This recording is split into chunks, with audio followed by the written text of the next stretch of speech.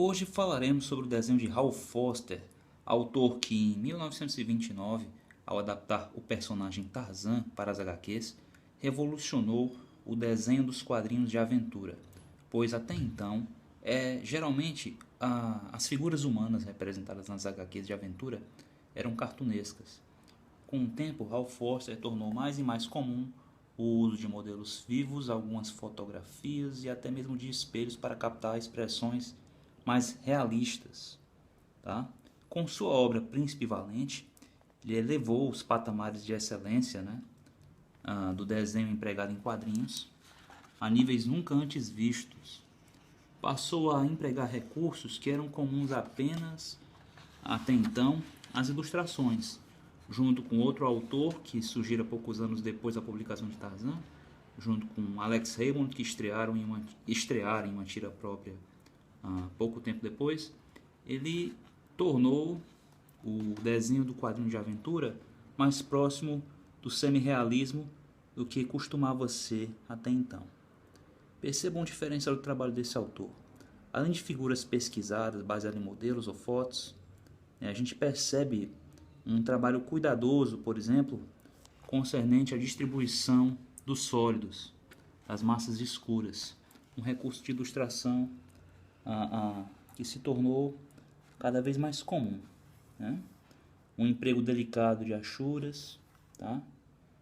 E também algumas abstrações e estilizações que traziam um certo sentido de tridimensionalidade e equilíbrio para o quadro, que eram bem pouco comuns, raramente eram vistos em outros autores, né? Isso aqui, por exemplo, é quase que uma assinatura do Foster, essa abstração do fundo, né, em uma mancha escura, utilizada não só para representar uma sombra projetada, como para trazer equilíbrio para essa composição. E sobre composição, Foster inovou também nisso, né? Ele pensava no design da prancha, da página standard, né, publicada no jornal. Ele pensava no design de página primando por um equilíbrio clássico, simétrico, centralizado, né, em que boa parte das massas, das figuras, estão perfeitamente alinhadas. Muito embora não usasse nessa época de recursos de composição mais dinâmicos que passaram a ser comuns nas décadas posteriores, né? O Príncipe Valente surgiu nos anos 30, em meados dos anos 30, e até hoje é publicado, sendo que com o desenho de Foster, essa obra deixou de ser publicada por volta de 1970. Né? Ele só contribuiu com os desenhos até a década de 70, passando a contribuir com algumas soluções de roteiro até o finalzinho da vida, né? Até o finalzinho dos anos 70. Ele faleceu em 82. Né? Olha só isso. Percebam o uso do chiaroscuro, que já era visto nas pinturas classicistas, tornou-se recorrente no barroco e ganhou força nos quadrinhos muito graças através do trabalho do Foster, né? Muito graças ao trabalho do Foster, um uso de chiaroscuro diferenciado, né, com altos contrastes, nem por isso dispensava a achura também, né? Alguns padrões de tons de cinza empregados graças às achuras, mas que era usado em boa parte da composição para destacar certos volumes, certas massas. Percebam também o trabalho de anatomia, a naturalidade das poses, né, a profundidade dessas construções, a delicadeza das linhas, né, o grau de acuidade da arte final. Né? Percebam a excelência, cuidado com cada achura, com cada linha de contorno, o modo como as massas pretas sempre ressaltavam certos volumes da figura, né? Eu lembro que originalmente isso foi publicado colorido, então muitas das áreas eram pensadas, né? Eram reservadas para a presença da cor muito bem escolhida pelo próprio Foster, né? Que tinha uma paleta pensada pelo próprio Foster, cores empregadas com retículos na época, né? Olha só isso, esse trabalho de rosto e de fisionomia, né, de biotipo, né, corpóreo, era tipificado, né? Ele desenhava tipos idealizados, ele não chegava a ter um desenho retratista, ele não tentava representar ninguém em particular, Mas era um desenho pesquisado, eram tipos que foram pesquisados, né? Foram depreendidos de estudos cuidadosos, né? De modelos. Vale lembrar que o Foster veio de uma escola de ilustração, né? Do Chicago Art Institute. Então, ele tinha um trabalho de anatomia muito bem pesquisado, né? De modo que a perspectiva das figuras humanas, das demais figuras, eram sempre muito coerentes, né? Muito críveis, né? E traziam muita naturalidade para o quadro. O conhecimento de musculatura, ossatura, pose, né? O modo como as figuras humanas funcionavam bem em perspectiva, estivessem isoladas ou estivessem amontoadas, independente da composição, o equilíbrio que as composições clássicas traziam, né? Os contrastes, a distribuição dos pesos, era sempre pensado com muita cuidado, com muita atenção, com muito detalhismo pelo Foster. Vale lembrar também que tornou-se cada vez mais comum, graças à contribuição dele, um trabalho de perspectiva mais atento, né? E diverso.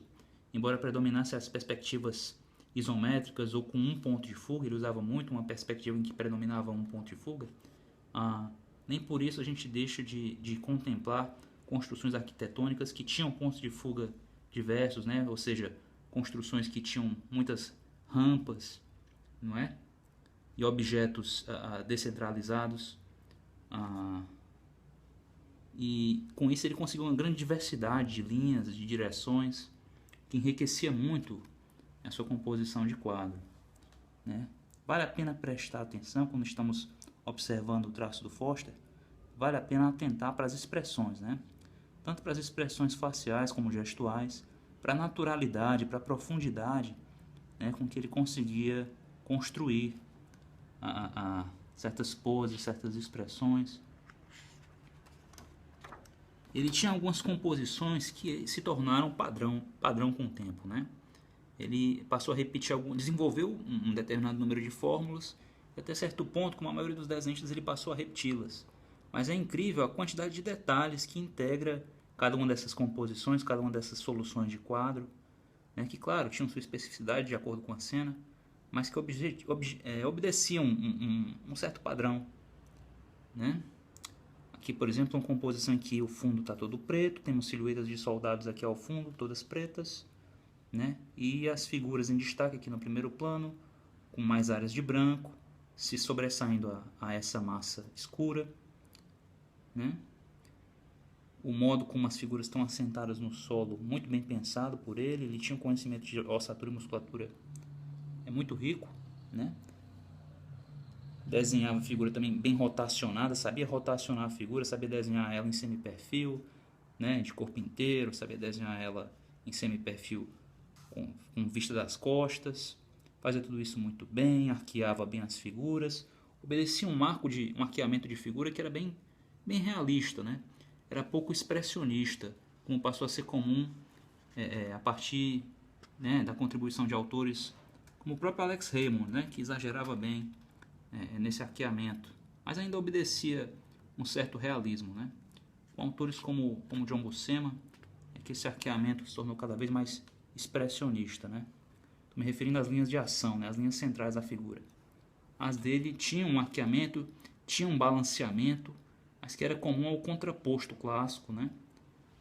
Característico das estátuas gregas do período clássico. Ou seja, era um arqueamento, era um balanceamento de eixos e tal, que era muito crível, muito próximo do que seria o real, né? É incrível esse uso do chiaroscuro, né? Do alto contraste, luz e sombra. Ele se faz presente praticamente em todas as pranchas dele. A gente tem exemplos disso, né? Do bom uso desse recurso, né? A projeção da figura, né?